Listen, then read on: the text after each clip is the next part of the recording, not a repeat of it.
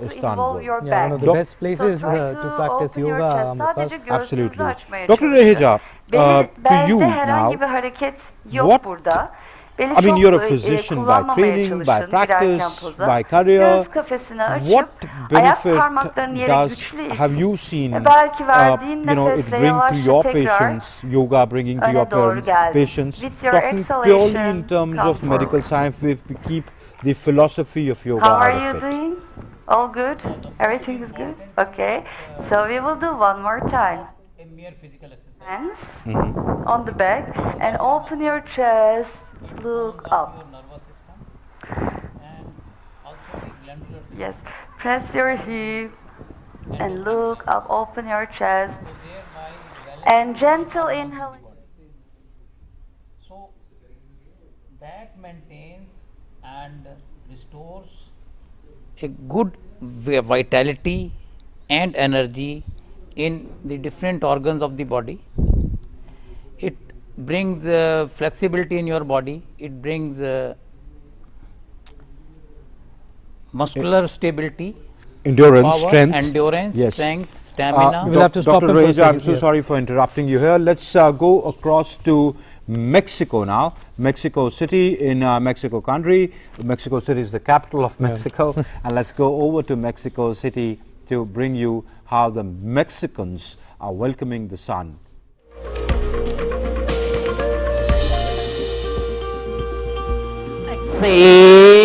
Regresamos hacia el frente y Stretch. nos doblamos hacia Lock adelante. your thumb. Inclínense, toquen sus dedos gordos del pie Exhale. y exhalen. Feel the abdomen. Sientan su Stretch your calf abdomen, muscles. Stretch your thigh. estiren su espalda, sus Hold the muslos, position. sostengan la postura. Slowly, slowly stretch your lower back. Muy despacio, estiren su espalda baja. Hold the position. 30 Sostengan seconds. la postura, sostienen, sostienen. Inhale. Inhalen, Up. hacia arriba nos vamos, despacio, hasta atrás. Exhale. Exhalamos, Release. bajamos los brazos. Relax. Feel the abdomen. Feel the Descansen. calf muscles. Sientan su abdomen, sus músculos. Change. Ardha Chakrasana. Half wheel. Both hands press your back. Ambas manos en su espalda Legs baja, together. su cadera, pónganlas juntas. Press your back. Ahora empujen un See the back poquito sides. y pongan su Open your cabeza eyes. hacia arriba. Breathe is normal. Abran sus ojos. Respiren normalmente. Hold the position. Sostengan la 10 to postura. 20 seconds. Stretch your abdomen. Expand your chest. Estiren su abdomen. Expandan su pecho. Sostenemos la postura. Inhale. Up. Inhalamos y regresamos despacio Slowly, slowly. Up. Relax. arriba. Descansamos. Trikonasana. Triangle pose. Both legs apart. Piernas, 1 to 2 piernas feet. separadas. Open your legs. Right Punta del back, pie your turn derecho your hacia straight. afuera. Both hands Estiramos los open. brazos a los lados. Stretch. Estiramos. Inhale. Estiramos. Exhale Inhalamos. down, right Nos vamos side. hacia la derecha, Hold the tocando nuestro position. tobillo. Stretch your calf muscles. Stretch your thigh. See the hand. Brazo izquierdo hacia arriba. Volteen la See the cabeza left hacia su brazo hand. izquierdo. Hold the Vean su mano position. izquierda. Sostengan la postura. See the sides. Vean su mano, los lados de su mano izquierda. Inhale. Up. Inhalamos y nos levantamos. Brazos extendidos todavía. Change. Left leg straight. Cambiamos punta del pie izquierdo hacia adelante. Inhale. Inhalamos. Exhale down. Bajamos. See the right hand. Mano derecha hacia arriba, brazo derecho. Hold the position. Volteen su cabeza, vean su mano derecha hacia arriba. Sostengan la postura. Inhale up. Inhalamos y regresamos a la posición inicial. Exhale down. Exhalamos, brazos abajo. Legs together. Feel the sides. Pies juntos. Sitting Sientan los posture. lados de su cuerpo. Please sit. Vamos a hacer las posturas sentados.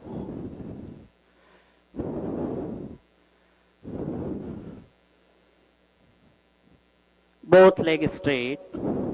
Sus piernas al frente, estiradas.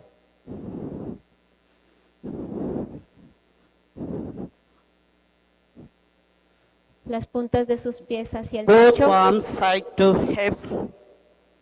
Pongan sus manos al lado de sus caderas. Press your heart. Dedos hacia el frente, Close dedos de la your in. mano hacia el frente. Stretch. Spine is straight. Neck Es- straight. Estiramos la espalda, el cuello. Inhale, chest forward. Inhalamos. Hold the Expandimos el position. pecho. Dandasana. Mantenemos la postura. See the nostrils. See the eyebrow centers. Hold the position. Su respiración, pongan atención en su respiración, en sus fosas nasales. Relax. Descansamos. Both legs apart. Neck is Separamos un down. poco las piernas. Nos recargamos hacia atrás en nuestras manos. Nos relajamos. Both legs together. Otra vez pies juntos, Both piernas juntas. feet is Sus pies joined. juntos. Tomen Hold sus your pies. butterfly pose. Stretch. Hacia Stretch. arriba la espalda. Estiren la espalda. Expand your chest. Inhale. Expandan su pecho. Inhalamos. Spine is straight. Neck is straight. Cuello See the derecho. eyebrow centers. Espalda derecha. Feel the pelvic regions. Sientan su región Open your pélvica. thighs. Sientan sus muslos. Spine is straight. Espalda derecha. Hold the position. Mantenemos la postura. Relax. Descansamos. Slowly, slowly. Piernas hacia Straight el your frente. leg. Estiren Release sus your piernas. neck. Both hand back sides. Descansen su cuello. Feel the positions. Feel the pelvic Sientan las regions. posiciones. Both legs fold. Vajrasana. La pierna derecha la doblamos hacia atrás. Ahora la pierna izquierda. Nos sentamos sobre nuestros talones. Spine is straight. Espalda derecha. Both palm your knees. Las palmas de sus manos sobre sus rodillas. Breath inhale. Inhalamos. Chest to expand. Expandimos nuestro Spine is pecho. straight. Estiramos nuestra espalda. Hold the position. Sostenemos la Feel the postura. abdominal regions. Sientan su región abdominal.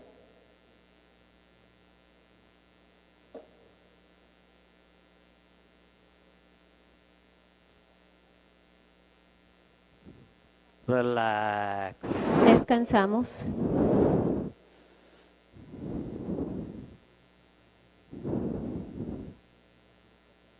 See the abdomen.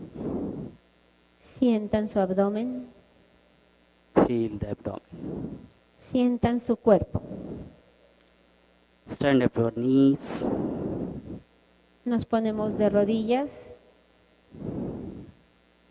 Both legs is open. Shoulder level. Abran un poquito las rodillas al Both ancho de hands. sus hombros. Front sides. Manos hacia el frente. Inhale. Respiramos y Inhale. abrimos nuestros brazos. Lock your back. Ponemos nuestras Half camel manos pose. atrás en nuestras caderas Press your back. y Lose nos your hacemos neck. hacia atrás. Vean el techo, Press your back. sientan la presión en su espalda, Hold the position. sostenemos la postura, Expand your chest. abrimos el pecho, Breath is normal. respiración normal, Inhale. Up. inhalamos, regresamos al centro. Relax. Okay, we're back with the continuous coverage that we've been getting to you from 3 o'clock in the morning. That's at 3 a.m. It's going to continue till 10 p.m., which is the relay coverage that we've set up for you on this International Day of Yoga, the 8th International Day of Yoga, Yoga for Humanity, which is why we're going across to humanity across the world. More than 75 iconic locations across the world where the sun has just risen. We've been getting you live broadcasts of yoga being performed by a large number of people in hundreds and thousands. Wherever they can congregate, we've seen how that has happened in Australia, where the first rays of the sun fell, or in Japan, and now we've been progressing through the Middle East or West Asia, as you might call it, all through Europe, then of course Africa, Latin America as well. This was Mexico City in Mexico in North America, and pretty soon we'll be going across to other countries as well, going back and forth really from the Americas to even Europe. But let's now introduce our guests to you. This are with us as he was with us previously as well, Yogacharya Arun Kumar, founder Prana Shakti Worldwide, and we're also joined by Dr. Tanuja Nisari, Director, All India Institute of Ayurveda. So let's just talk to them and find out about how well integrated are yoga and Ayurveda. Dr. Nisari, if you could first tell us that you were mentioning that there are two sides of the same coin, yes. and sometimes they don't see eye to eye. Exactly. But as I'm just quoting, I'm explaining the quotation of Acharya Patanjali. It's yogena chittasya padena vacha malam sharirasya cha vaidyakena. That explains that for chitta, for the spiritual and the psychological well-being and the consciousness and the purity, the yoga is the one which is the answer. But for all physical elements, malam sharirasya cha vaidyakena, then you really have to practice Ayurveda. So when we say that if you practice alone Ayurveda or yoga, but when you combine together and it's complement to each other, then I think it is the true, in its true sense, it's the holistic well-being. So that's why we have developed the model called as Ayur Yoga, which we are implementing for treatment of the cancer to common cold, and during COVID also our care with compassion model that really helped us to get the better outcome with zero mortality. Yogacharya Arun Kumar ji, do you agree with Dr. Nisari here? And she's quoted Patanjali as well, and he was the he's virtually the father of modern day yoga. Correct. Yeah, actually, see, I have coined a name for human beings called human beings version 2.0 and human being version 1.0, maybe 1.5 also, we don't know. For human being version 1.0 or 1.5, I fully agree with her.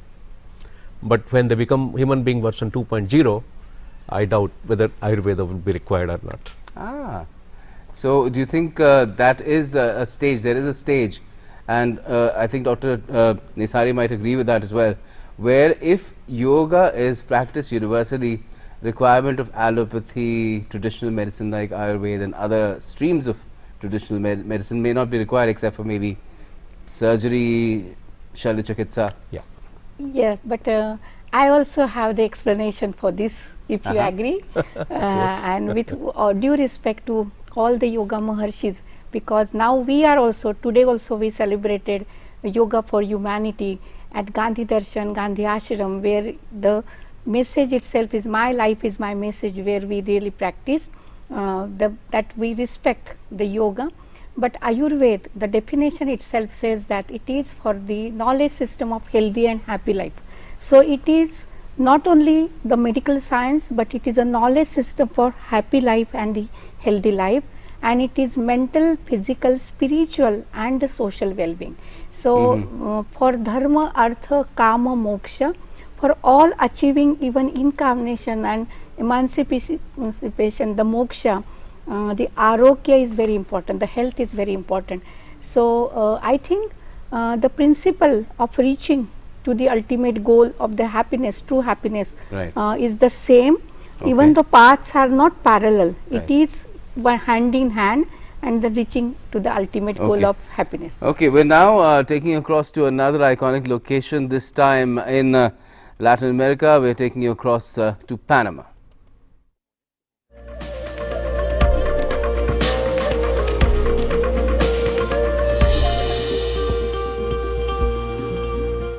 Yoga es lo que somos, es lo que habita nuestra esencia. Percíbanse sintiéndolo, emanándolo, canalizándolo.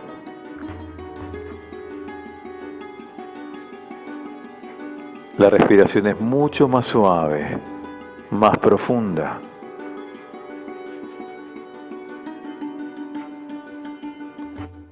Contemplen de la mano de la respiración consciente, entrada a su interior.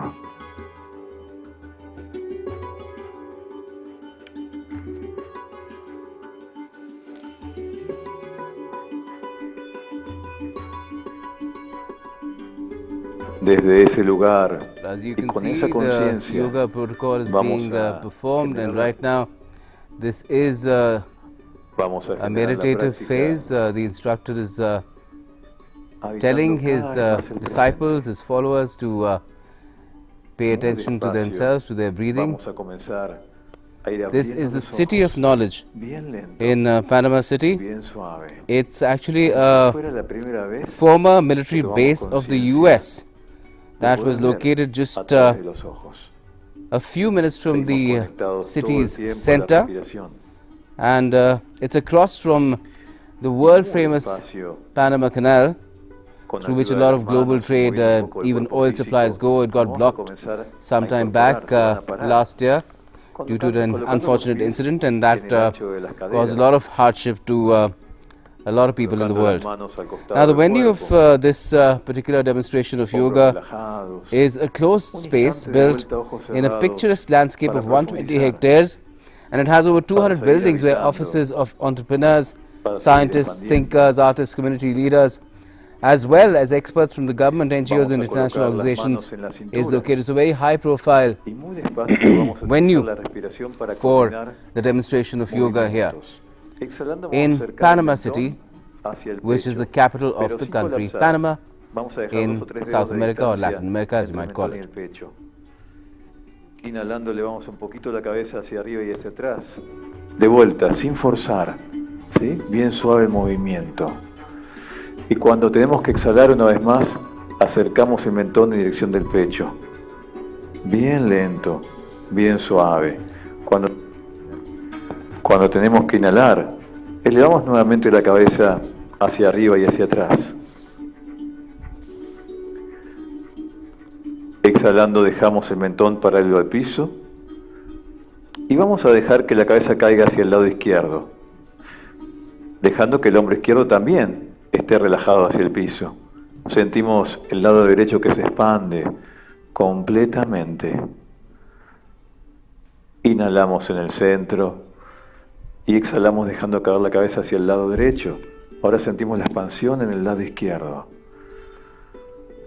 Un instante mantenemos inhalando en el centro y exhalando vamos a girar la cabeza como si quisiéramos mirar hacia atrás del hombro izquierdo. Exhalando.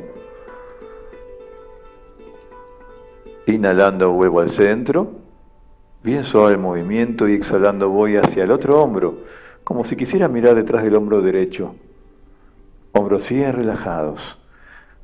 Vuelvo al centro y ahora vamos a generar un movimiento en diagonal. Exhalo, voy a caer en diagonal hacia el lado izquierdo con la cabeza, descomprimiendo el lateral de la parte posterior del cuello. Inhalo profundo, vuelvo al centro y exhalando voy hacia el otro lado. Siento esa descontracción, cada vez siento más armonía. Inhalando vuelvo al centro, vuelvo a colocar las manos al costado del cuerpo, voy a inhalar elevando las manos hacia el cielo, palmas enfrentadas.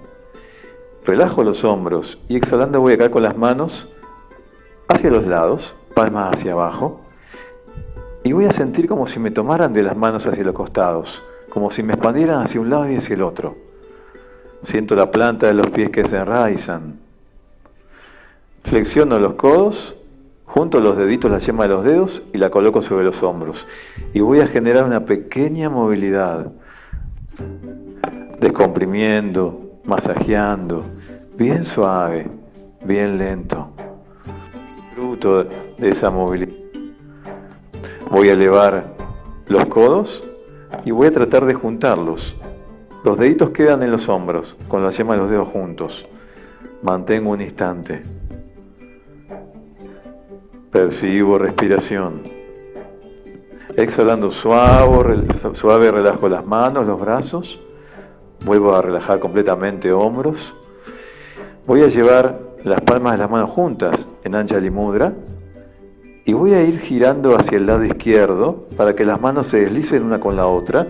Brazo izquierdo se expande, la otra mano queda en el pecho y miro hacia atrás del hombro izquierdo. Inhalando vuelvo al centro, Anjali Mudra las manos y exhalando voy hacia atrás, expansión. Me queda un instante, sigo percibiendo, sigo sintiendo.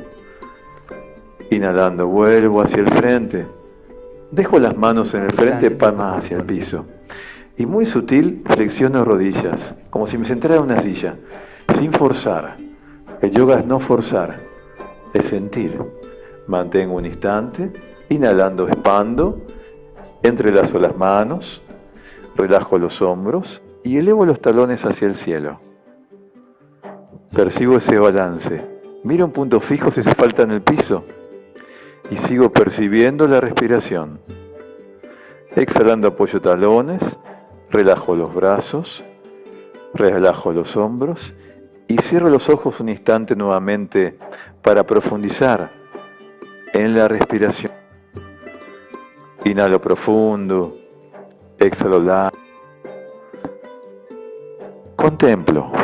Contemplo todo el tiempo. Desde ahí voy a abrir suavemente los ojos. Voy a llevar las manos a Anjali Mudra, nuevamente, con suavidad y lo que podamos. Vamos a flexionar la rodilla izquierda y la planta del pie izquierdo la van a apoyar por encima del tobillo o por debajo de la rodilla. Well, you see, that was a slightly modified yoga protocol being performed, slightly slowed down and more concentrated movements. Some people who work out would call it dynamic stretching as well. But now we're taking you across to Canada, downtown Toronto.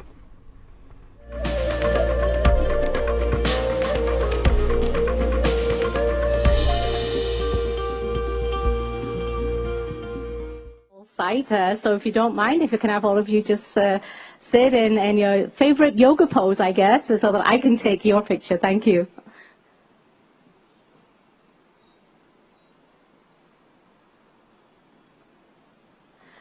Thank you once again for inviting me. Enjoy International Yoga Day.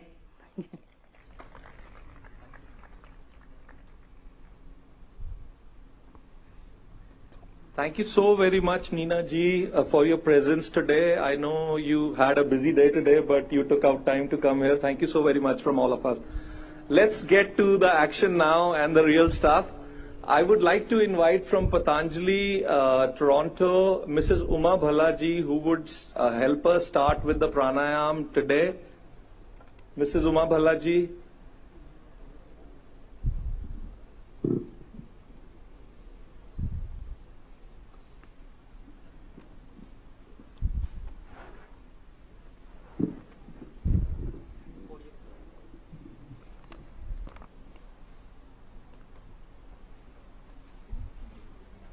There you can see downtown Toronto with the CN Towers there. At one time, it used to be the tallest structure in the world, but that is no longer the case. Humanity has the tendency to reach for the skies, be it in building iconic structures or when one does yoga in the morning. We reach for the skies, and that really helps us achieve a lot of goals health-wise and even when it comes to our ambitions. So there you have it. That's the location, downtown Toronto. A lot of people, because Toronto is the business heart center of Canada, which is a huge country, has got a lot of gold and oil. So a lot of people with a lot of money on their minds there in downtown Toronto. But this will tell them today to take a bit of a time out and pay attention to their mind and body and soul. That's good. Thank you.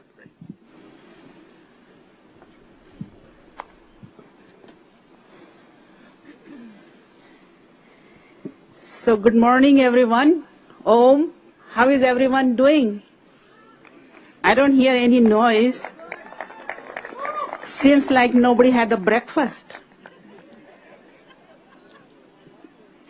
Because probably thinking of we're going to go there and then, you know, empty stomach, so that's why there is no sound coming. But good morning, everyone. Welcome to our International Yoga Day. And I'm very proud to be here today to celebrate with you and taking your time out from the busy day and coming here and celebrating. And I think International Yoga Day should be celebrated every single day, not only one day. Because we eat, sleep, work, do all kinds of things every day. Why yoga should be only once a year? So we should be practice every year celebrating in the grand opening, but every single day at home by yourself. So without delaying, I know it's almost getting lunchtime. So without delaying, we're going to start our yoga session. Everyone sit in the comfortable position, whatever it's comfortable, Sukhasan, Siddhasan, Padmasan. If people who cannot sit on the floor, please, you can use the chair. Just Nina ji, stop, put the phone down, please. Because, you know, Tangadi ji said you have to do yoga, so not on the phone, but physically. And my eyes are very good. I can catch who's on the phone and who's literally doing the yoga. Just clap it, because it is acupressure is happening, you know. When you're clapping, you are getting acupressure done. So sitting comfortably, hands on your knee in a Gyan Mudra, first finger and thumb touching together. This called Gyan Mudra, connecting with your body, mind, and your spirits, your soul, your breath. So pranayam, what is a pranayam? Pran is a breath and yam is a exercise. So if any of our Canadian fellows are here, breathing exercises. So let's take a deep breath in and we will chant Om 3 times. We always invite that vital energy to energize ourselves. So take a deep breath in.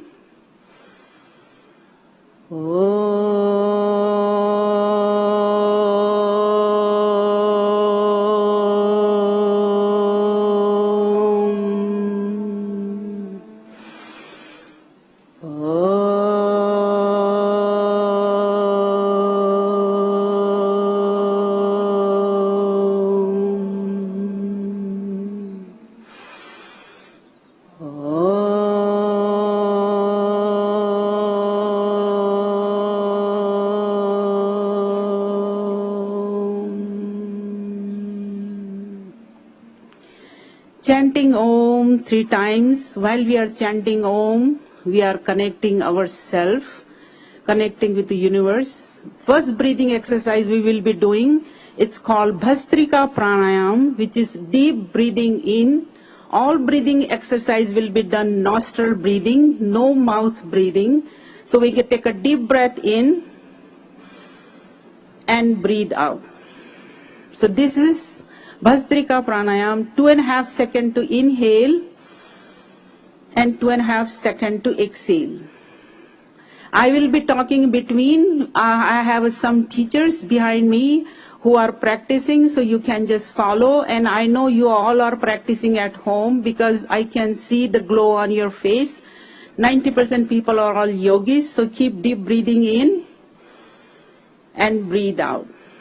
This pranayama should be done every day about 5 to 10 minutes. Simple breathing in and breathe out. Make sure you have a nice smile on your face, connecting with your body, mind, and your soul. And today has a beautiful day. Sun is shining, fresh air behind the water, green trees. We cannot ask better place than this. So breathing in and breathe out. Who didn't come and join, bad luck for them, but let's ourselves enjoy. So this breathing exercise, been inhaling and exhaling for 5 to 10 minutes. 2.5 seconds to inhale and 2.5 seconds to exhale. What are the benefits we get from doing this exercise? This breathing exercise helps to calm your mind down, release your stress, anxiety, depression. And who's not suffering from all these things? Because we had almost 2 years, we went with the big pandemic, whole world was suffering.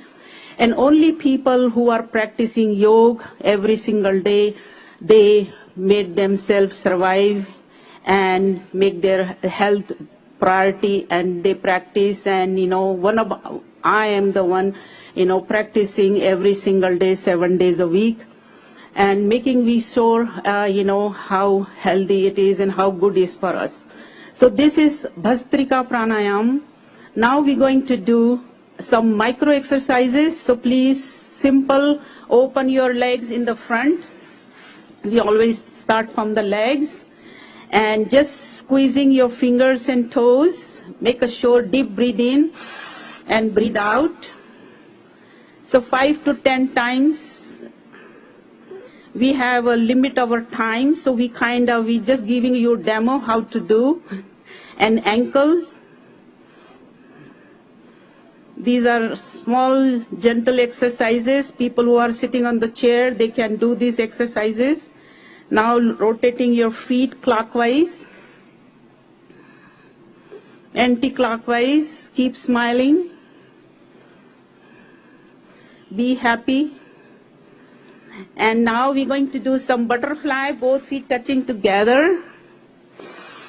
And just breathing in and breathe out. These are very good for your thigh, buttocks, and hips. Make sure your spine is straight. In practicing pranayama, we just have to make sure your spine is straight. Very important. We are not sitting like this. We are sitting up. And sitting posture should be you are sitting on your buttocks, not on your tailbone. So make sure your back is straight and nice. So now we're going to change our mudras. I'm going to show you some different mudras, each pranayama. We're going to go into Apan mudra, 2 middle finger touching together.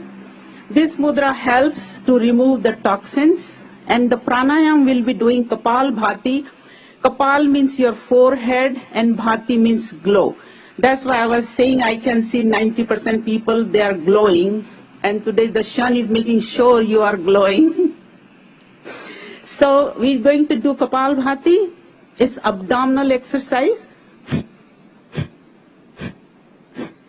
So the best way to know yourself you are doing correctly, keep your left hand on your tummy and right hand under your nose, and just, so you will see your tummy going in and you will feel the air. Means you are doing correctly.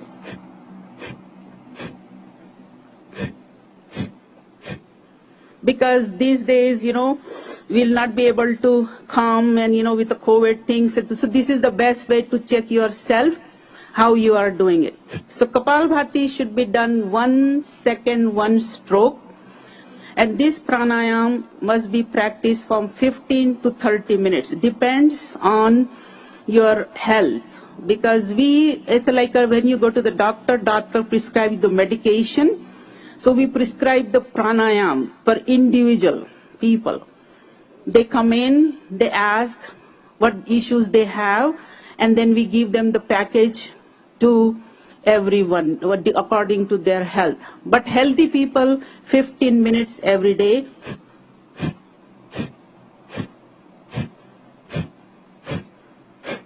This pranayam everyone can do, except pregnant ladies should not do this pranayam. If you had any abdominal surgery, you should not do this pranayam. If you had open heart surgery, you should not do this pranayam for 6 months. Other than everyone can practice. This pranayam can be practiced from age 5 and up. So you can just close your eyes and exhale. So 1 second, 1 stroke. You do it in 1 minute 60 times and 5 minutes. So there you saw another iconic location there, downtown Toronto in Canada. You could see the CN Towers at one time, over 500 meters tall, at one time the tallest man-made structure in the world, but then it was overtaken by others. But what we saw over there in that session, which was done with a sense of humor as well, by that instructor who was from the Patanjali branch of learning of yoga.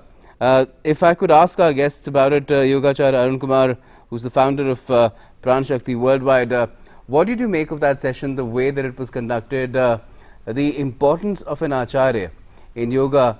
I guess that really tells us how central it is to the practice and learning of yoga.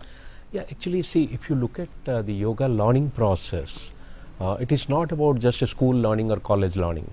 It is about energy transference. When you go to a guru or teacher, you receive a lot of spiritual aspect along with the physical training. So that I think today people are forgetting. They think just, you do physically some movements, then you do yoga. It's not like that. It's basically surrendering to the higher, source, or maybe first guru, the teacher, and the higher beings.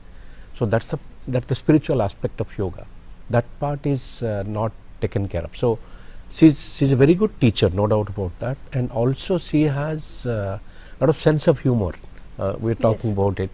So it's, and yeah, I mean, certain things I will not fully agree with her, but it's fine. And she started with simple movement exercises, which is necessary. Particularly, we call it senior citizen. Warming up, senior citizen yoga. So you have to start with, you have to consider, like today, the youngsters even, biologically they are older, though they are chronologically younger, but biologically they are older. So suddenly you ask them to do something they cannot do. So start with some simple movements, maybe 1 month, 2 months. Once you are set, then gradually get into the, real asanas and all those things. So I think she started with that very beautifully. I really appreciate whatever she did. And Dr. Nesari, in terms of again the learning of and teaching of yoga, that is a key aspect, and we've seen that in the pandemic, of course, a lot of different exercises became more popular because people were sitting idle at home, they were working from home, so even yoga benefited because of that. But perhaps learning the right way is something that may have taken a back seat, and one can appreciate that, one can understand why that has happened, but I guess now is the time when the pandemic has taken a back seat as well. This should come to the forefront. Would you agree to that, and how can that be done? Yes, actually the Ashtanga Yoga, the asana is the fourth, Yama, Niyama, Asana, Pranayama. So all these are the journey of the self to the self through the self. When we say that version 1 and to the version 2, we say. But teaching, like the guru is very important. Now what we say even for the Ayurveda also and for the yoga, all those Indian knowledge system, earlier it was Gurukul, and now we are shifting to the Kula Guru, that is for the university, the educational system, that is but the mentor and the mentee relationship, the guru and learning from the correct postures, correct movement, that's very, very important, and the mudras and all. So you have to teach because yoga is not only the physical exercise, it is not only the skill, it is not only the exercise. So you have to learn, it is the yogaha samatva muchyate. So it is the practicing, it is a harmony with your breath, with your movement, with your diaphragm and the mind, body and the soul. So that it is an art one has to learn, and it is a way of living this art. So I think you need a very good teacher for this. Some people it cannot be only learn through the mobile app. I think that much has been made pretty evident because I've been raising this question through different segments of our relay coverage. But the other thing that people hesitate to take up yoga is because they feel that it involves a lot of tough exercises, a lot of bending, and you need to be very flexible, and especially a lot of men feel that they're not flexible. So how do they get themselves beyond that sense of hesitation? Because clearly one sees the benefits that yoga can bring to you only if you take it up and surrender to it. Yeah, actually, see, frankly speaking, my students, probably 90% of them are females, unfortunately or fortunately. And Fortunately, we can say. And most of the yoga gurus, I think one of the teachers. For the men. Yeah, I know. But most of, even one of the teachers, she was telling, we have 90, so many females in the group, I think, one of the cities. Yeah, but trust me, body is so beautiful. And whether it is male body or female body, God has created it so beautifully. It's matter of little time, that's it. So you need to condition it. And so that's why this Sukshma Bhayam or this movement exercises, senior citizen yoga or whatever you call it, or dynamic stretching you call it. So these things are basically, foundation. You gradually train your body, and over a period of time, beautifully they will be able to do anything, whatever you can imagine. So that's the beauty of yoga. It takes time. I believe that everything is, nothing is impossible if you give time and practice. Abhyasena nahi kaunteya. So only through practice you can achieve something. Even Ayurveda, same thing. Yes, and it is the skill you have to learn. Yes. Like doing the halasana, you need to know the steps how you go. Exactly. Directly you cannot jump onto that. Exactly. No doubt. The stepwise learning, the skill has to be achieved of the flexibility. Yeah, the way you come into the asana and get out of the asana. It's very, very important. First step, second step, third step. Those stepwise people progression think, is really good. headstand is scary. Well, not really. Probably once you start practicing headstand, Sirsasana, you will tell that this is the simplest asana. Trust me. And even halasana, how you get into halasana, how you get out of halasana is so beautiful. It's so amazing. That's what the mind, the yogic exercises are, mind-related exercises, not the physical. Yes. Okay, looks like physical exercise, but actually it is a lot of breath, mind, and physical movement, all three put together. Yes, and as we, what you said rightly, that as we learn to drive a car, earlier, initially we do it consciously, but subconsciously, subconsciously we can drive it easily. The same is like the asana, we have to engineer it. That software needs to be processed. Exactly, and right guru is necessary for that. If the guru is perfect, then all these things will happen automatically. Yes. So now, since you're from the Indian Institute of Ayurveda, Dr. Nisari, clearly here yoga and Ayurveda integrated, and is that what we're looking at in the days to come in terms of the entire practice of this particular stream of wellness and spiritual as well as physical well-being will be integrated, bringing together all traditional knowledge where the spirit and health are concerned? Exactly. When we say that when we practice yoga, we achieve one. We practice Ayurveda, we achieve one. When we integrate together, it is 1 plus 1 is not 2. 1 plus 1 is 11. So we just multifold outcomes are there. So the yoga and Ayurveda, if we practice together, that is the greatest gift to the humanity and the soft power of India for the world to take this message. Because Ayurveda, it not only tells about the immunomodulators, as we practiced in COVID-19, we learned that the health is not the one which we can purchase from the pharmacy shop. We have to earn it, and earn it through the diet, lifestyle, as per our constitution. Even the yogis, for them also, what is the best lifestyle, what is the best diet, the way of thought process, where we lead, the seasonal regimen, the daily regimen, the immunomodulators, detoxing, panchakarma, and then medicine. It is the holistic approach. If we integrate yoga to this, it is like a topping, the icing on the cake. So it is like multiplying the health benefits, and it's a true way of approaching to the holistic well-being as a mind, body and soul, mental, physical and spiritual. And as our Honorable Prime Minister conveyed the message of the Gordian ring, and it is the one sun and the one earth. It is not only journey of the self to the self, but just creating the awareness to the universal consciousness. So when we practice it both together, because Ayurveda is Yat Pinde Tat Brahmande, so we are the one mini universe outside the universe. So connecting to the outside environment, to the nature, Mother Nature, I think that's the way Ayurveda teaches us. Create harmony with the outside environment. I don't know how it works with Ayurveda and yoga, but what happens with allopathy is that these days there's a lot of stress, especially in people who go beyond a certain age to do your annual tests, and then they have packages, and they also give you consultants, different doctors. You take one package, and then they'll test a lot of things, and then they'll make you sit down in different sessions with doctors, and they'll tell you what to fix and how it can be fixed through lifestyle changes, or if other interventions, medicinal or surgical, are required. How does it work in Ayurveda? Yes, Ayurveda itself is a since beginning, thousands of years, even though it is our classical wisdom, our own heritage, but it has been divided into 8 specialities, Ashtanga Ayurveda.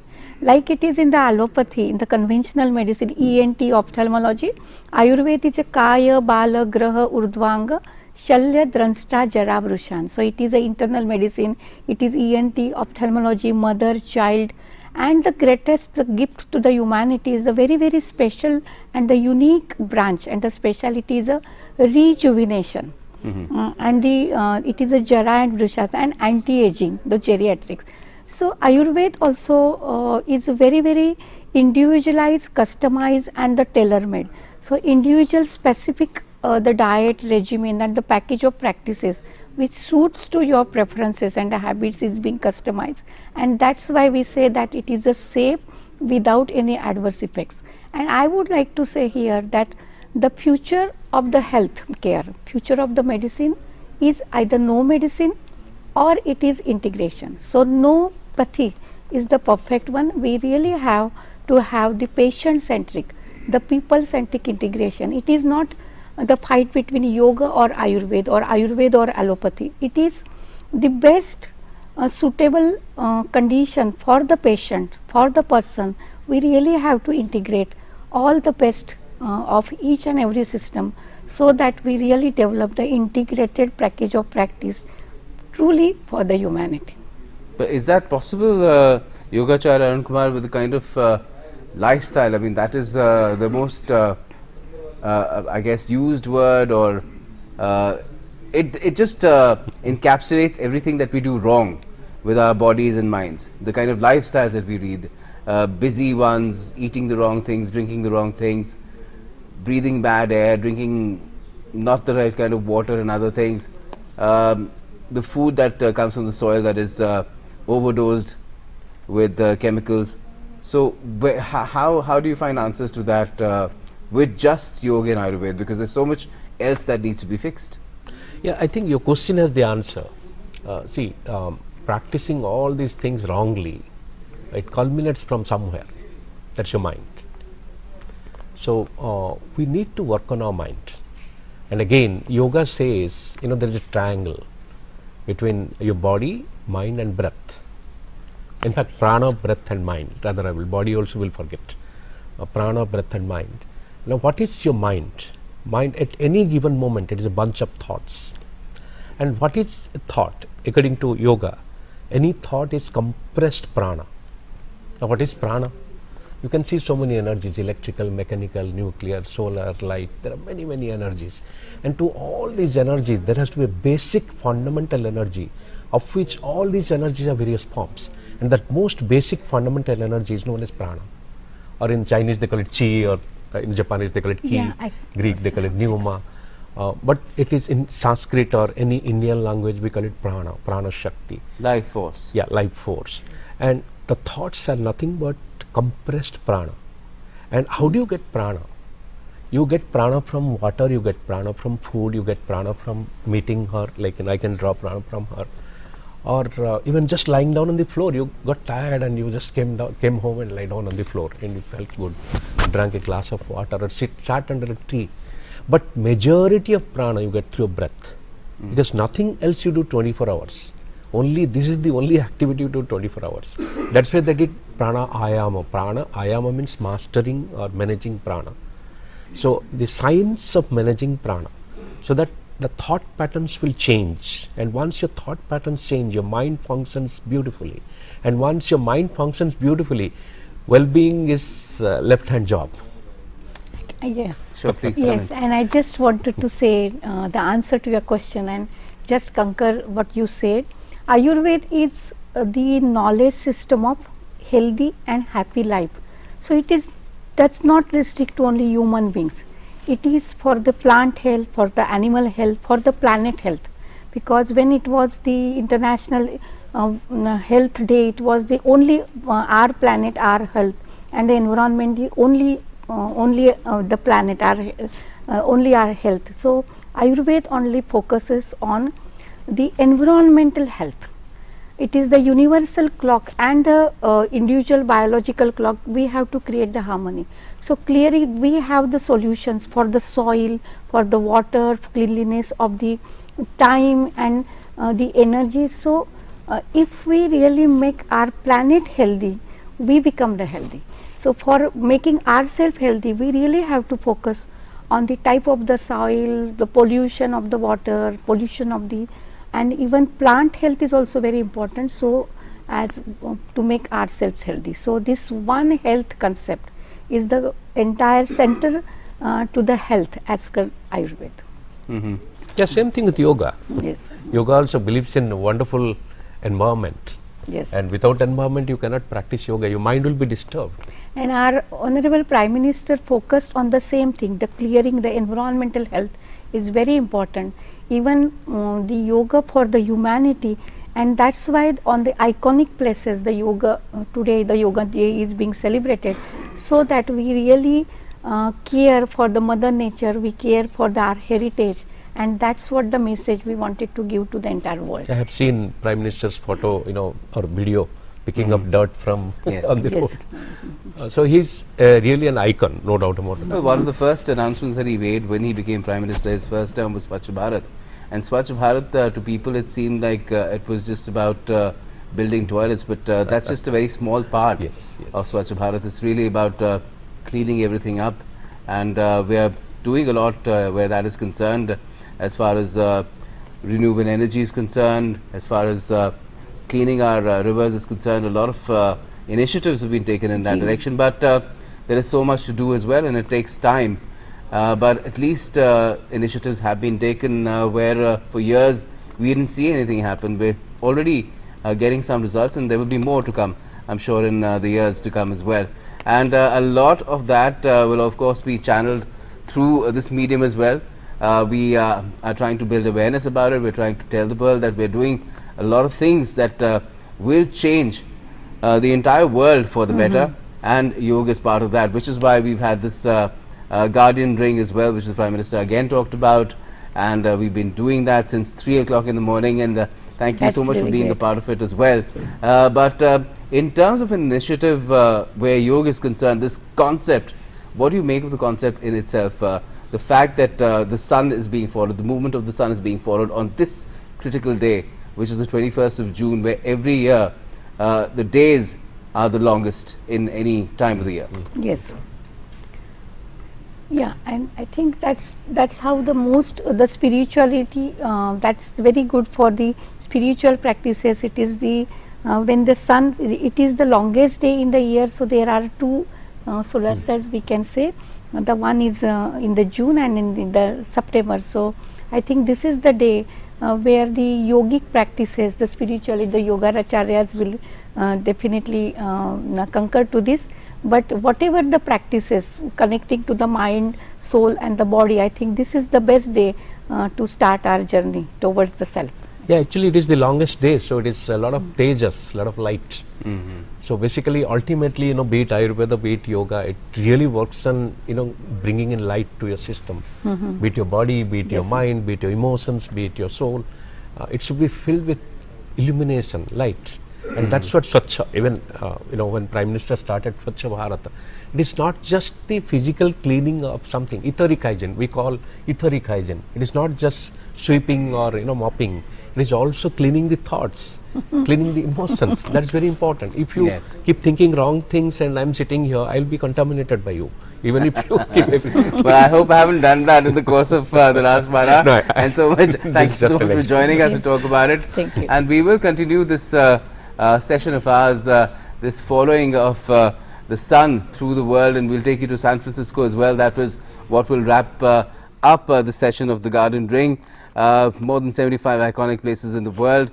We're tracking through these live streaming events that are taking place all across these different locations in the world.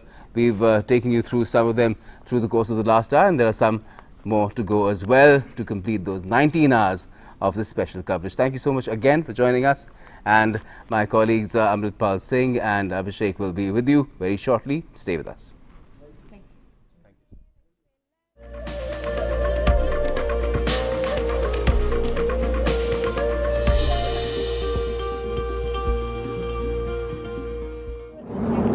Inhale and relax. Now let's go for rotation. As we rotate clockwise and anti-clockwise, keep inhaling as your head rotates back and exhale as it comes forward. Okay? Start rotating slowly, clockwise direction. Inhale as your head bends back and exhale forward. Now anti-clockwise. Inhale and exhale forward. Another round. Inhale clockwise, exhale forward. Inhale anti-clockwise movement and exhale forward. Last round. Inhale and exhale as you come forward. Anti-clockwise. Inhale and exhale forward. Now relax. Raise your shoulders. Let's go for shoulder rotation. Start rotating. Let both the elbows touch each other if possible. And inhale as they are going back. As both elbows go back, feel the expansion of chest muscles and feel the fresh air.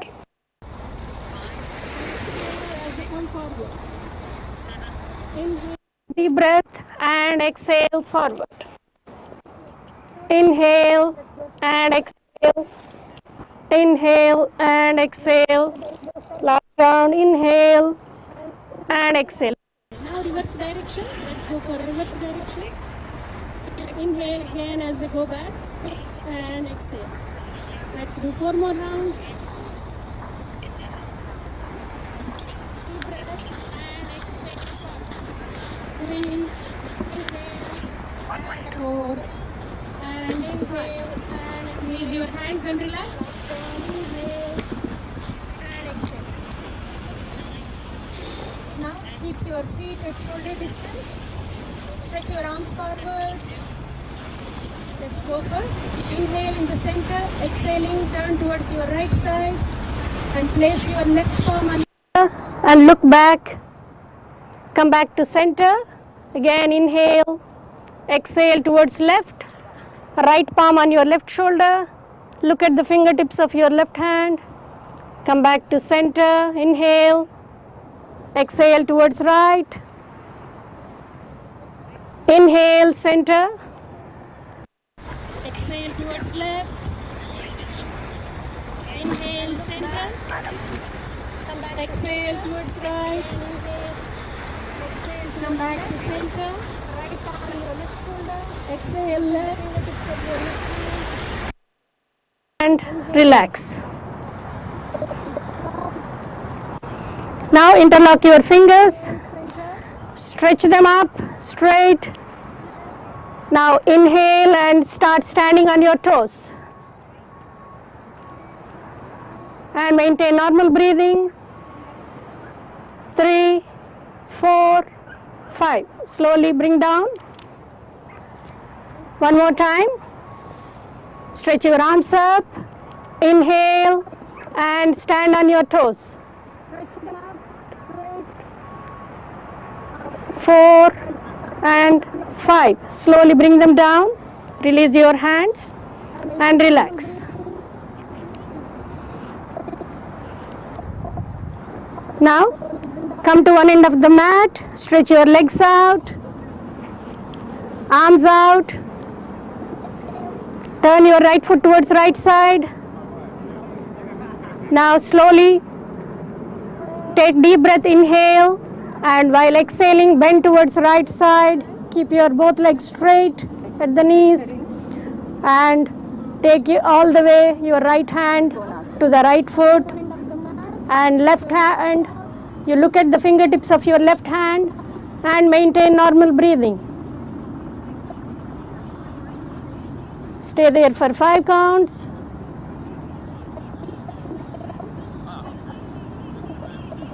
Now slowly come back up, turn your right foot in. Let's repeat with left leg. Turn your left foot towards left side. Inhale, take deep breath. While exhaling, bend towards left side. Look at the fingertips of your right hand and maintain normal breathing. Keep the both legs straight and look up at the sky, beautiful blue sky. Clear sky, look at the sky and enjoy. Slowly come back up. Turn your left foot in and come and relax.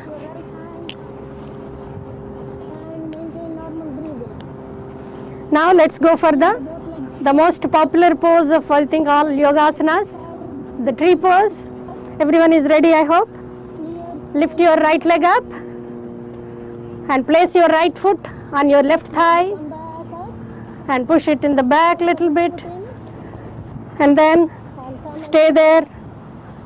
Put your namaskar mudra and stretch your arms up. Stretch your arms up and stay there for 5 counts. 1, 2, 3, 4 and 5.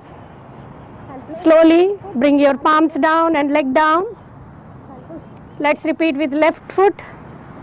Raise your left leg up and place your left foot on your right thigh and stretch your arms up in namaskar mudra. Stay there for 5 counts. Normal breathing. Stretch, feel the stretch on the whole of the body, on the sides of the body. 3, 4 and 5. Slowly release your hands, bring your leg down. Now come to one end of the mat, stretch your legs out, arms out, turn your right foot towards right side and slightly bend your right knee and look at the fingertips of your right hand and also look at the bridge, beautiful bridge, so clear view, and enjoy the pose. Stay there for 5 counts. Keep your back straight, everyone.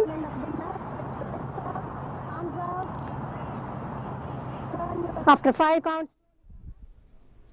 All right, we were getting you the live visuals from Golden Gate Bridge at San Francisco, and welcome again to our continuous coverage on the International Day of Yoga. And the world is celebrating the 8th International Day of Yoga, and DD India is bringing to you one of a kind Guardian Ring, and we have come to the last leg of our 19-hour marathon coverage, a relay yoga streaming event that started as early as 3 a.m. Indian Standard Time and has been moving westwards, covering over 75 locations in tune with the spirit of Azadi Ka Amrit Mahotsav. And this is a celebration of movement of sun with yoga, and this is of course in line with One Sun, One Earth and this year's theme, Yoga for Humanity. Now I'm told we'll go to our next destination now, which is Guatemala.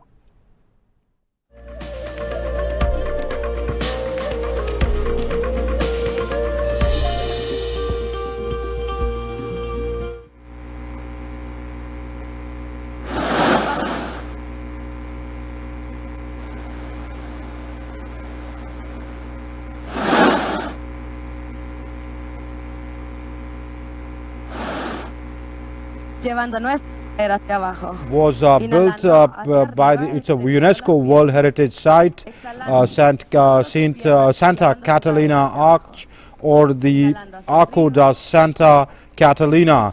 It's one of the most distinguishable landmarks of the colonial city of Antigua in Guatemala, located in a volcanic hotspot.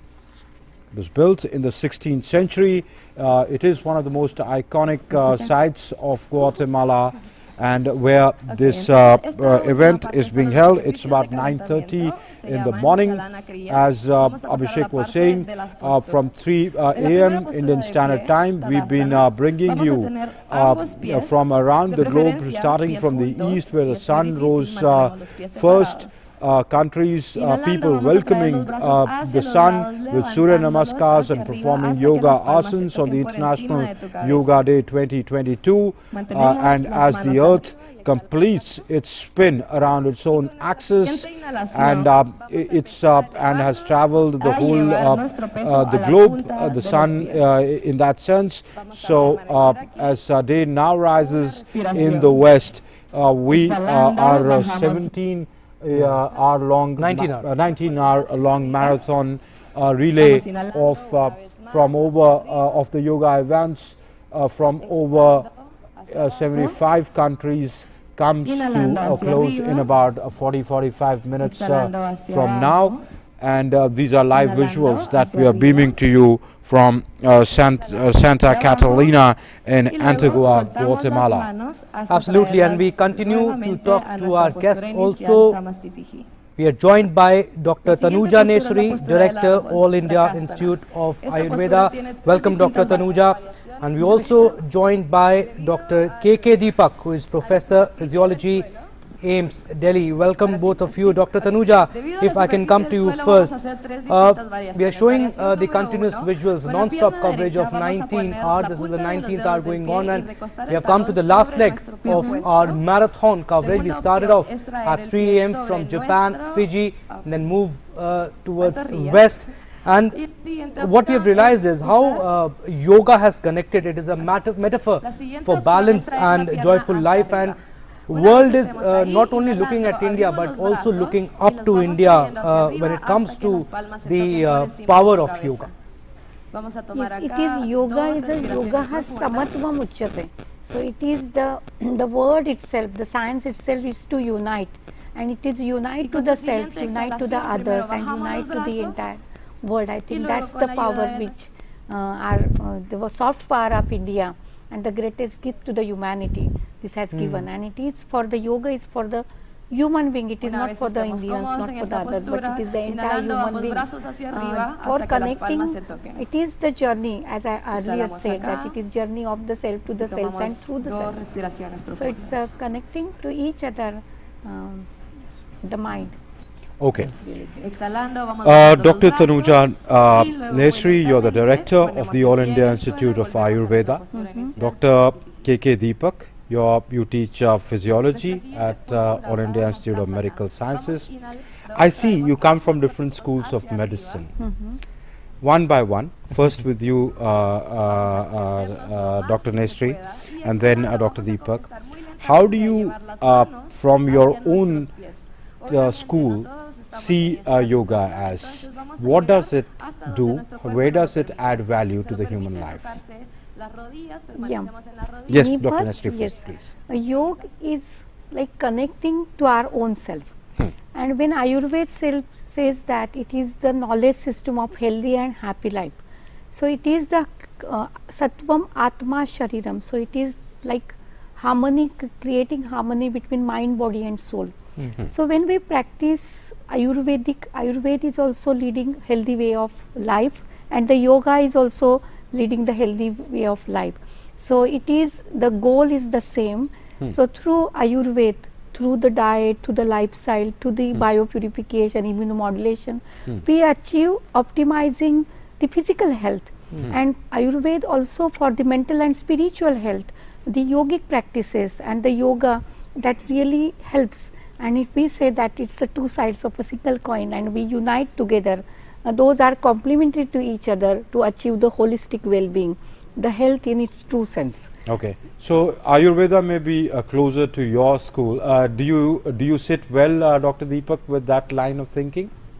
Well, for me, I started as a physiology my career, but much before physiology, I was a student of medicine, and much before a student, I was a health seeker.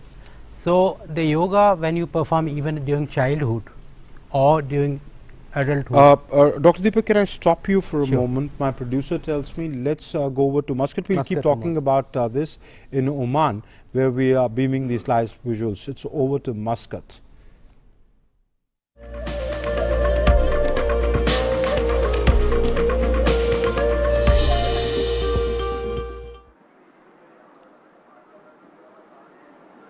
As the pandemic has showed us and has reinforced to us the timeless value of that childhood maxim, health is wealth, yoga has emerged as humanity's passport for holistic health and wellness. The popularity of yoga is not difficult to understand. It is simple, anybody can do it. It is affordable, all you need is a mat and comfortable clothes, and it is accessible to everybody, regardless of age, gender, or nationality. This ancient gift of knowledge, and which is what yoga really is, of India, courtesy the International Day of Yoga, is today truly a global heritage. Millions of people from all across the world today have discovered in yoga a solution to their chronic conditions, but more importantly, as an antidote to the maladies of modern life, stress, tension, and anxiety. I am very proud that with your support, an initiative taken by the embassy to celebrate a yoga marathon in the form of Muscat Yog Mahotsav has, over the past 75 days, taken yoga to every Omani home, every Omani family. I invite our Omani brothers and sisters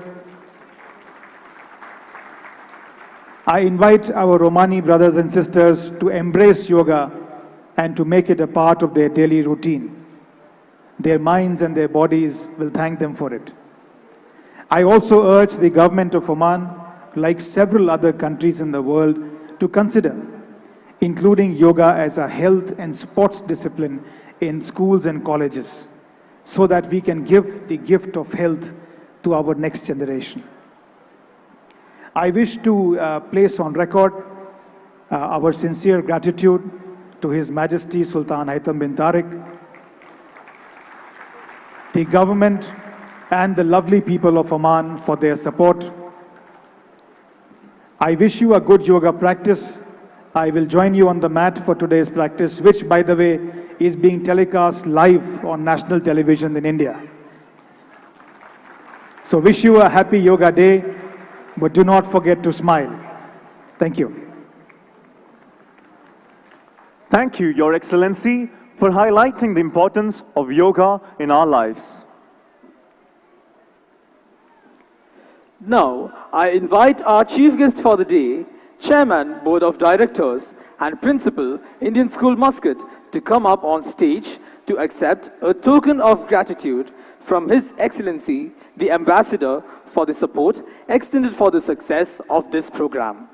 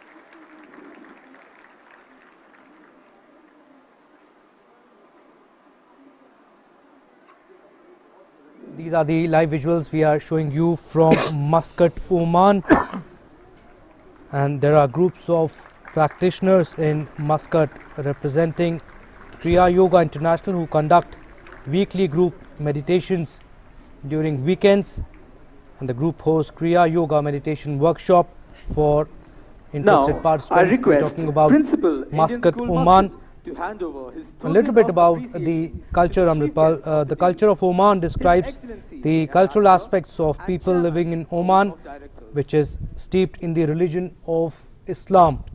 And Oman has its own subject of Ibadism. However, other strands of Islam such as Sunni and Shia are also practiced.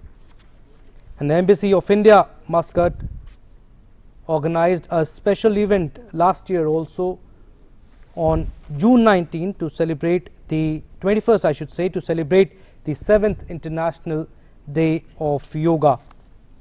But the event, because of the pandemic, the event was held virtually on public assembly, and the event saw enthusiastic participation of many yoga lovers in Oman. In fact, Abhishek, you can see a large crowd. I'm told about 2,000 people have gathered here in the Indian school in Muscat to attend this event. Though the sun is not rising in Oman, it's Oman is not very far off. It's right here in the Gulf. It's about 7:45 there, or about 8 o'clock there in Oman. So it's not very behind us in terms of time. But this event is being held in the evening here, where people are holding this event and celebrating yoga on the International Day of Yoga, International Day for Yoga. Most of them are either Indian expatriates working there and attending this event, but many of them are actually Omani nationals who are aware of what yoga is and the practice of yoga. And they've organized this huge event with about 2,000 people participating, who shall be performing various asanas here. Right, Dr. Deepak, as we continue to show visuals to our guests from Muscat, Oman. If I can, sure. Please go on. Because he was answering that. Yeah. Yes. The question was, you come from modern school of medicine. You are a physiology professor at AIIMS. How does modern medicine look at yoga, and what role does yoga play, and what has been scientifically documented so far? I'm not talking about notions alone. I'm saying, is there any documentation that has been done about the effects of yoga in transformative, say, in arresting degeneration of human body or general wellness? Perfect. So, over the years, if I talk about 5 decades or so in medical sciences, the perception of medical sciences towards yoga or Ayurveda, and there has a drastic change over the time, which I myself have felt it. When I joined MD Physiology, I was doing some animal experimentation. Soon after that, I joined PhD and I chose my own topic. The first topic I chose, effect of meditation on epilepsy, and that point of time it was a tough time to choose such a topic. How come epilepsy, how can it affect, and there was so much doubts in the minds of colleagues, even it almost like divided. So now if I compare the same event now 30 years down the lane, now there is so much of positive enthusiasm towards yoga, and this has not happened so easily. It has happened because of gradually the evidence have been brought, scientific evidence has been brought for convincing that yoga or meditation or related procedure are useful. So, if I go to back to the back story, the effect of meditation in epilepsy, tough topic. Okay. So, then I used it and proven that it is useful by using modern techniques. Okay. Perfectly modern techniques, and then it Dr. was Deepak, useful. we'll have to stop you again. Sorry, we'll come back to you. We'll continue this because you're making a very interesting point. But for the moment, Abhishek, we need let's go over to Bahrain. Yes.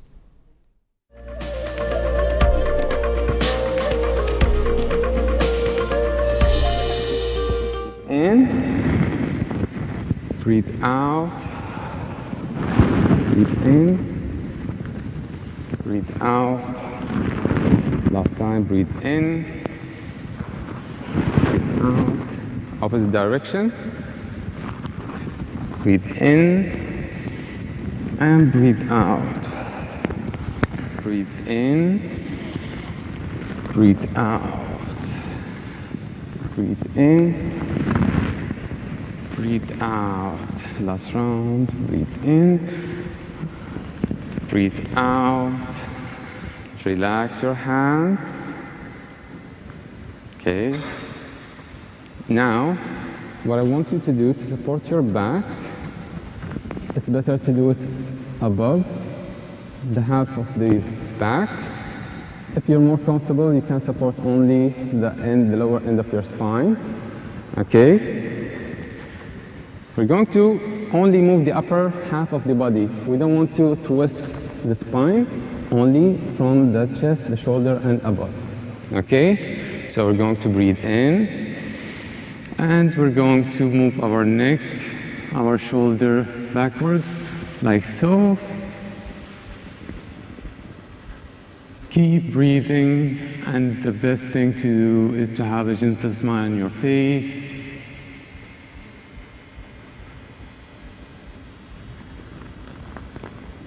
Come back and relax the center. Okay, now we'll do the trunk twist. Okay, we're going to breathe in, raise both hands in front of us parallel to the shoulders. Okay, breathing out, we're going to twist to the right side. Okay, if you're here, you can touch your left hand with the right shoulder.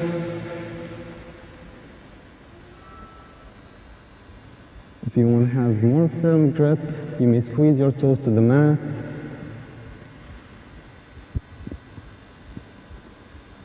Breathe in. And breathe out to the left side.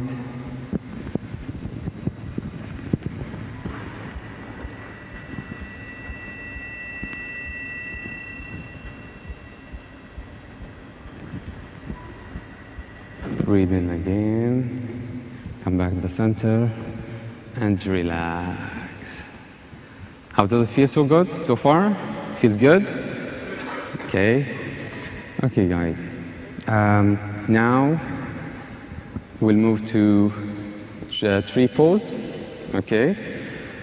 Those of you who cannot perform the full tree pose, you can have your leg up to this length or this height. You can have it here, you can have it here, you can have it all the way tucked in. Okay, whatever makes you comfortable. Okay, guys.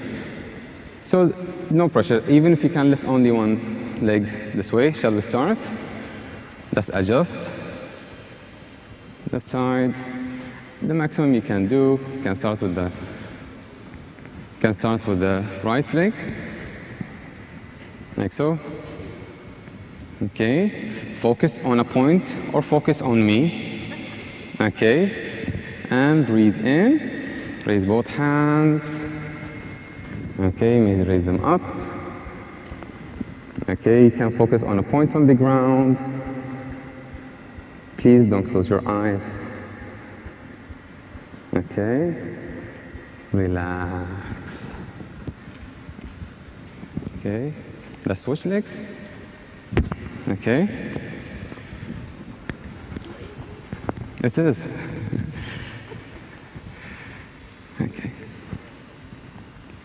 First, let's find our balance and breathe in. Keep breathing in and out.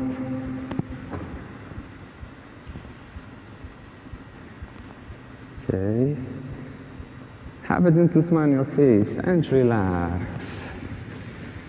Okay. Now, shall we go to Trikonasana? For Trikonasana, we're going to start. I'll start with the right leg. Okay. So right leg is 90 degrees forward. Okay. The left leg is 15 degrees inwards. Okay.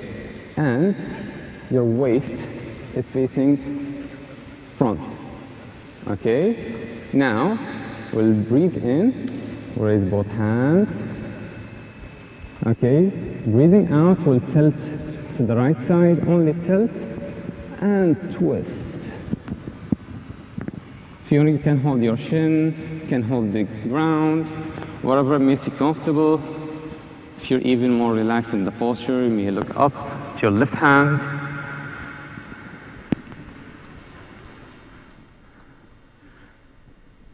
Breathe in, come up. And relax.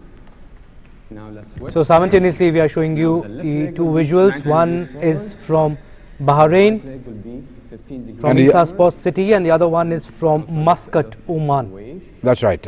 You know, these two visuals that in the two windows that we're showing you are live visuals from Bahrain and Oman, where people are practicing yoga to mark the 8th International Yoga Day.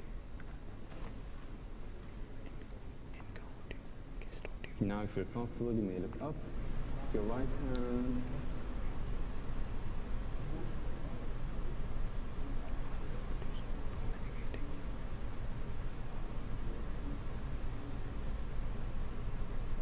And relax your hands.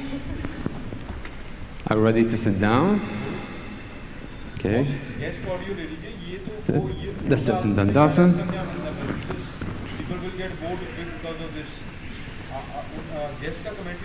Okay, now let's switch to Vajrasana.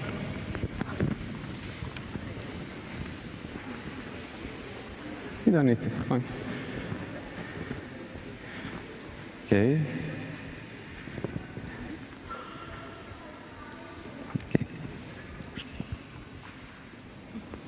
Okay. Shall we? We'll do a half camel pose. Okay, we're not going to do it all the way. You can hold support of your spine from here, or from here, you can support your back. Okay. What we're going to do, only half the posture. So, let's get ready. Yeah, don't bend so much. Yes, yes, Your Excellency. Okay. Now breathe in, look up, and drop your back. Drop your head on the back.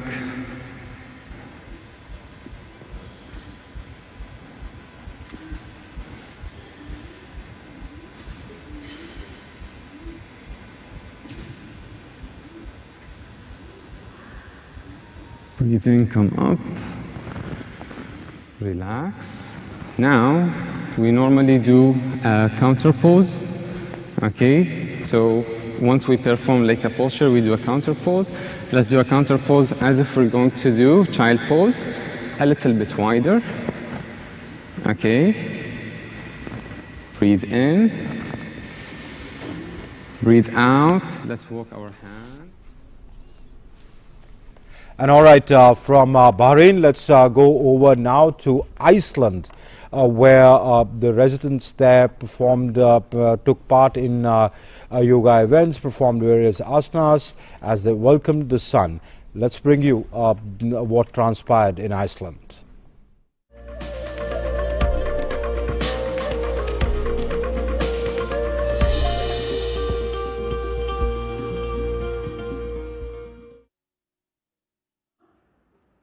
At hip distance apart. As you inhale, now take your both hands front and shoulder line. Where the residents there, both Icelanders and the small Indian community present there, but mainly the Icelanders, the local residents, participated, welcomed the sun today by performing yoga, various asanas of yoga. This speaks about the popularity of yoga in corners of the world far and wide.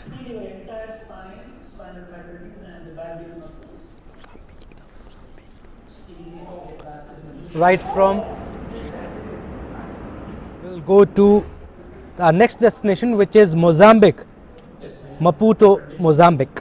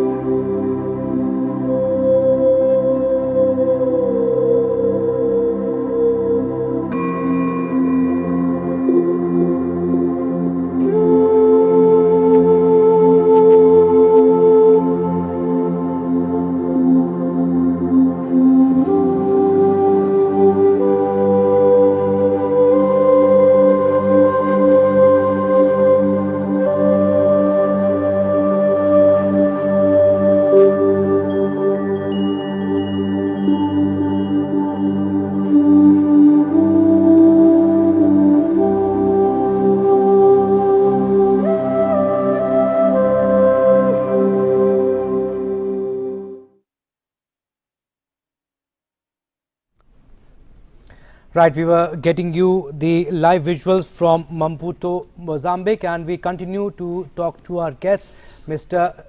KK Deepak is with us. Sir, you were talking about, one more question with you, sir, before you answer Amritpal's question. What is it about yoga that enchants the West, the entire world? And also, we have come to the last leg, just 15 minutes to go, 15-20 minutes to go. How do you want to summarize it? What do you want to tell people to embrace yoga as quickly as possible? The best thing which is 8th year International Yoga Day I see, why should we connect? We connect when we see a common thing. So, the common thing which is seen, one sun and one earth. So, that is how we connect, that we all are one and we are seeing the same sun which seen in India or which is in Mozambique or San Francisco, everywhere. So, that gives a good feeling that we are one, we have one earth and one sun, and you are seeing the same sun enlightening us. And as told in the Indian philosophy and Indian this thing, sun energizes each and everything. The drugs, the medicines, the energy which we get and everything comes from sun. That is why it is a unifying force. So, one thing is, let us remain one and we have a feeling of unison. That is what my suggestion. Okay, I want to come back to the question that I asked you and which you were telling me, that what does scientific evidence say about? So, the scientific evidences over the years have been, there is a plethora of evidence coming up against stress, anxiety, hypertension, diabetes, irritable bowel syndrome, and now epilepsy, and there are several other diseases now, even large diseases which are getting evidence based research. Why this is happening? Because of now we are following kind of a reductionism approach even to handle yoga. Earlier it was a holistic approach, people believed that you have to do everything, you cannot have compartments. Now people are having compartments, that you try to do one process and try to assess what is the effect of one, only meditation, only right nostril breathing, or only one kind of exercise for bone remodeling or muscle. Therefore, we are applying the quantitative statistics to qualitative kind of a thinking. This was a bit problem earlier. Earlier behavioral research was seen like skewed eyes. How will you analyze behavior? How will you quantify the yoga? If I say you have done yoga, how do I know you have done yoga? Are you doing Bhastrika? How do I know you are doing Bhastrika before I see the effect? Therefore, has Bhastrika occurred? Has it happened? How do I know? Now, the science has given tools to quantify, qualify all qualitative results, research in terms of behavior. We have skills now which can be done statistics. That is a big thing which has happened over the years. Then we have seen the effects. I want you to answer, what tools has science given where you can measure the differences induced by yoga? Yeah.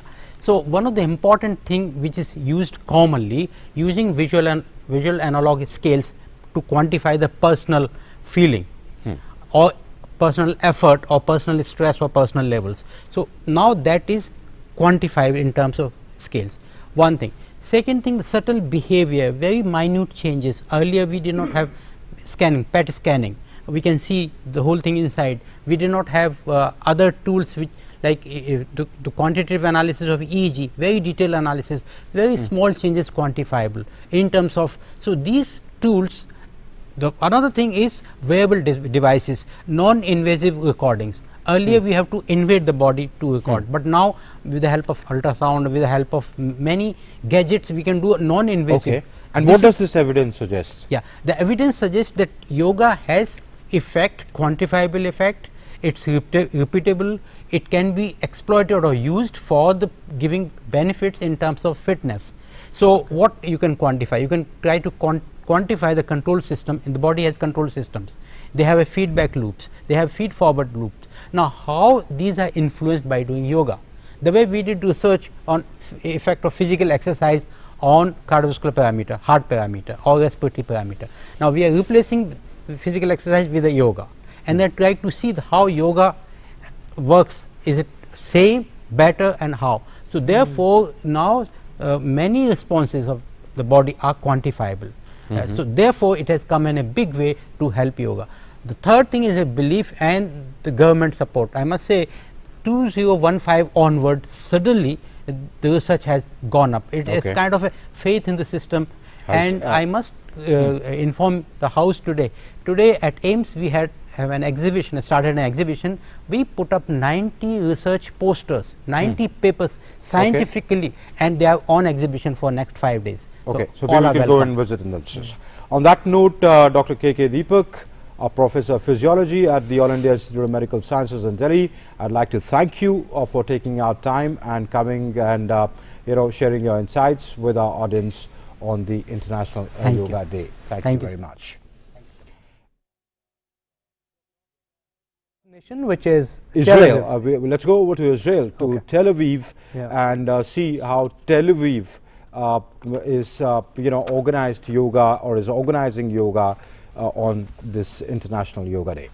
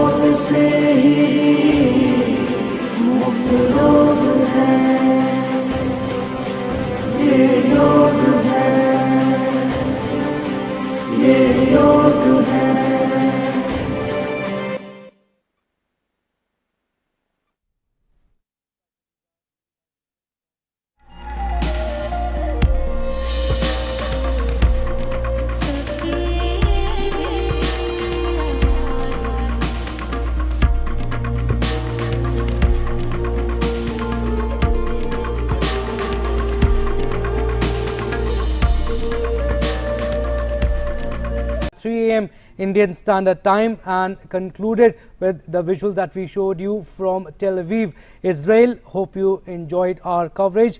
Once again, happy International Day of Yoga.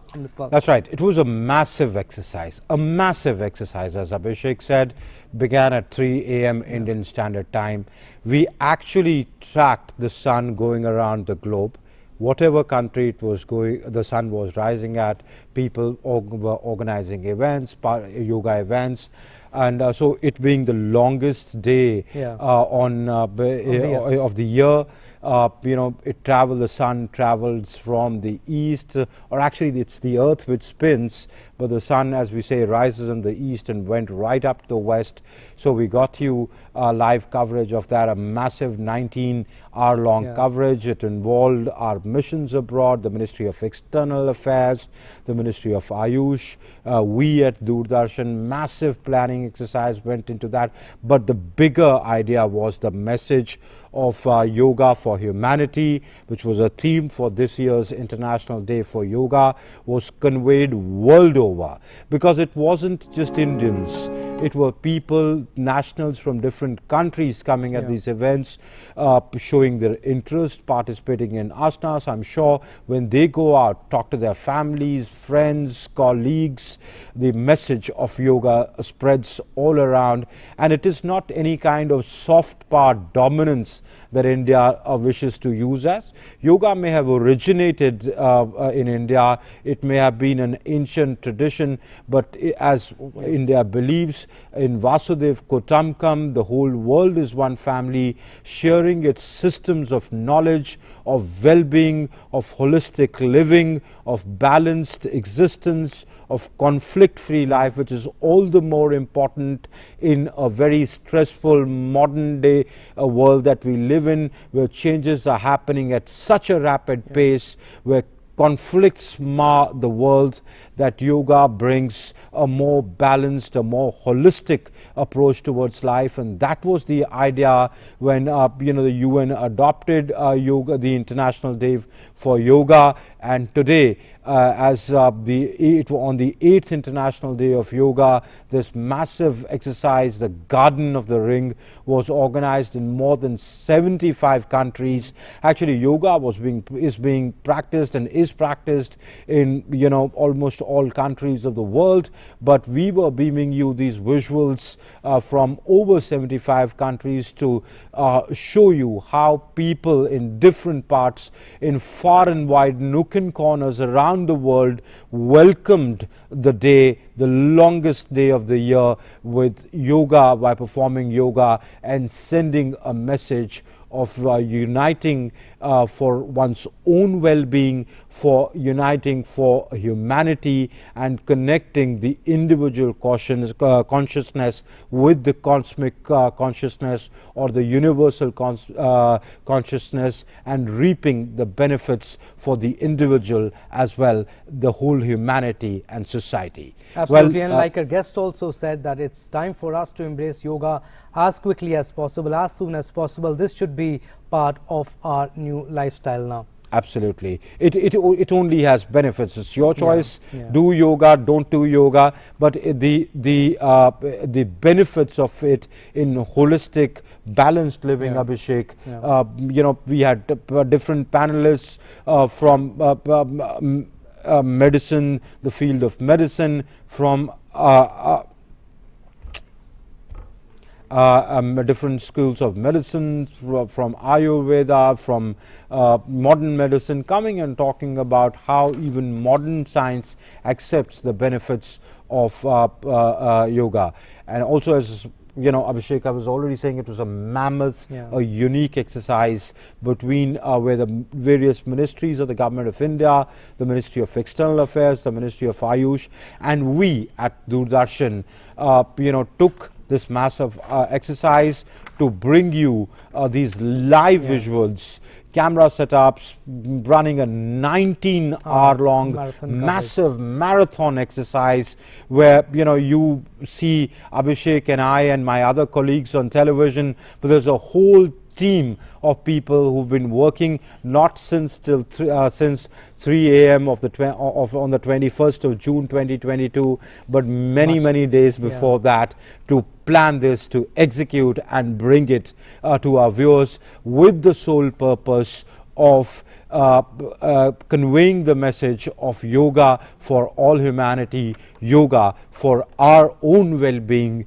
yoga for connecting into the universal consciousness and deriving benefits for a holistic, a more balanced way of life. Abhishek? Right, we'll have to conclude it here, and as we conclude today's marathon run of the Guardian Ring, giving the message of one sun, one earth, will leave you with some breathtaking visuals of today's iconic coverages. Enjoy that. Thank you for watching. Namaskar. Namaskar.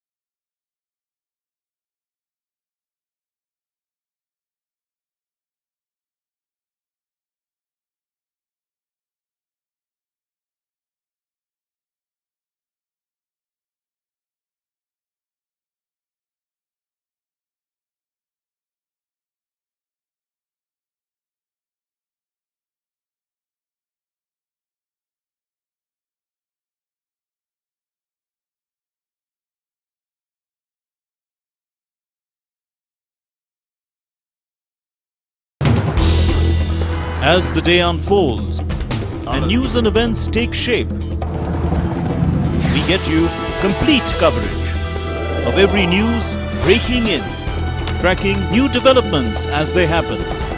Midday Prime English, Monday to Friday, 2 p.m. on DD India.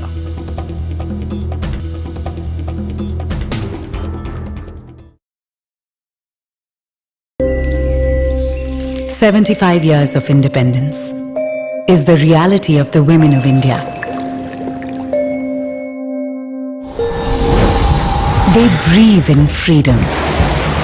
If a thing hasn't been done before, it doesn't mean that it cannot be done at all. And conquer everything with freedom.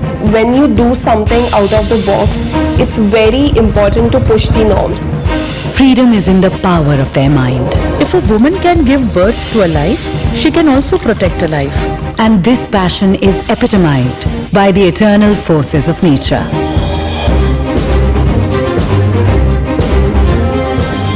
So get ready as we bring to you 7 inspirational women and their Azadi Ki Amrit Kahaniyan, presented by the Ministry of Information and Broadcasting and Netflix.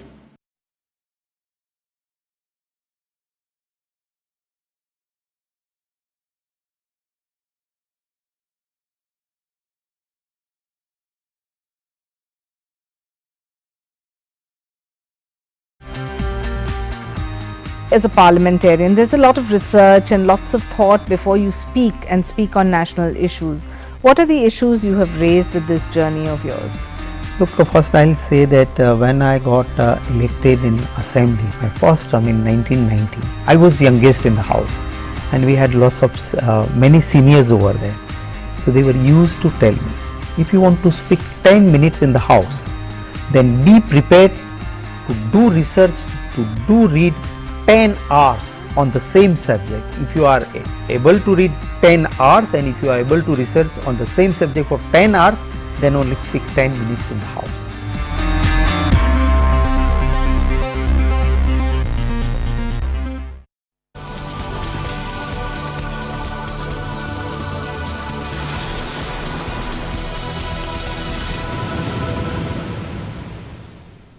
Hello and welcome to India Ideas, a show which is all about science and technology, innovation and entrepreneurship. I'm Gautam Roy. Today we're showcasing 2 innovative tools or platforms which serve very different purposes. One helps local governments visualize the disaster risk profile of different geographical locations, pooling data from multiple sources so they can plan their rescue and relief efforts better in case of any sort of hazard like floods, earthquakes, avalanches and landslides and much more. The other promises financial freedom to employees and escape from the clutches of predatory financial products like payday loans by delivering earned wages before payday instantly. But before we get to them, here's India Ideas this week. Prime Minister Narendra Modi lauds India's startup ecosystem for achieving the 100 Unicorns milestone during his monthly radio program, Mann Ki Baat on All India Radio. The PM adds that India's unicorns have a faster average growth rate compared to the likes of the US, UK and others. 14 Indian startups turn into unicorns from the 1st of January to the 1st of June this year. A report by market intelligence provider Traction says the corresponding number last year was 13, when 2021 turned out to be the best year yet for Indian startups turning into enterprises valued over $1 billion or more. 44 became unicorns last year compared to only 11 in 2020.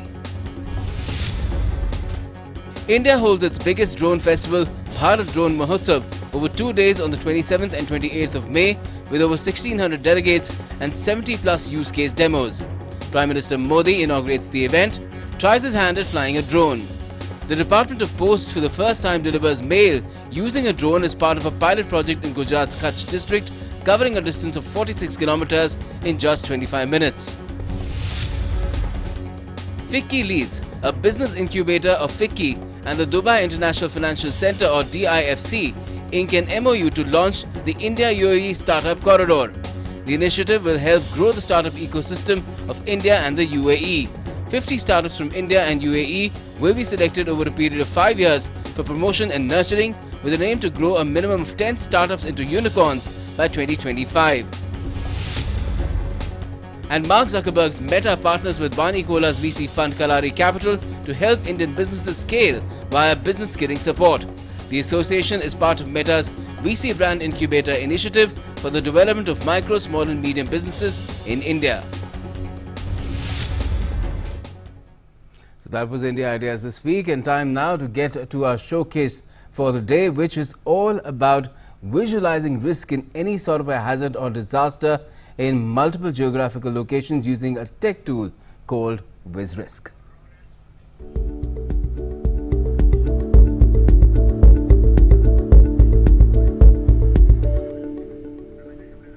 Well, VizRisk is it's an interactive tool really for communicating a complete disaster, that is a picture for disaster risk or disaster risk reduction and management through creative visualizations using a storytelling approach.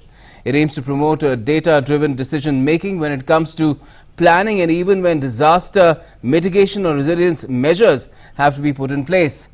Now, it's an initiative of the Nepal government which is being integrated with the National Disaster Information Management System of Nepal, which is the BIPAD portal, which is led by National Disaster Risk Reduction and Management Authority, that is the NDRRMA of Nepal. VizRisk helps local governments visualize the complete risk scenario related to multi-hazards such as earthquakes, landslides, floods, etc. in any geographical location to enable the development of resilience. And joining us now to talk about it is Youth Innovation Lab's Executive Director Pradeep Khatiwala from Nepal. Good evening to you, Pradeep. Hope you're well. Now, your non-profit organization has supported the government of Nepal in developing VizRisk. What kind of efforts have really gone into it, and what exactly has been created? Thank you, Gautam, for having me on this amazing platform. So at Youth Innovation Lab, we say we are on the mission to bring science to people and policy through innovation.